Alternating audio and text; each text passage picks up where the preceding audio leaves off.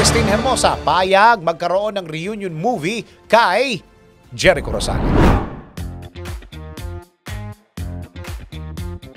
Para sa aking balitang showbiz, payag na payag si Christine Hermosa na magkaroon ng reunion project kay Jericho Rosales. Ito ang naging payag na aktres na makarating dito ang sinabi na aktor sa isang interview na noon pa niya gustong-gustong makasamang muli sa isang project ang kanyang dating ka-love team. Ngunit bago pumayag si Christine, nagbiro pa ito ng tanongin ito kung sino si Jericho. Pero ayon kay Christine, depende sa proyekto kung tatagapin ba niya o hindi ang reunion project with Jericho. Ayaw naman daw niyang kung ano-ano na lang ibibigay na project sa kanila. Since reunion project nga ito, dapat umano ay talagang maganda. Kailangan daw muna niyang makita ang lahat at kailangan niyang i-filter kung worth it ba ang gagawin nila at hindi yung may masabi lang na may ginawa sila.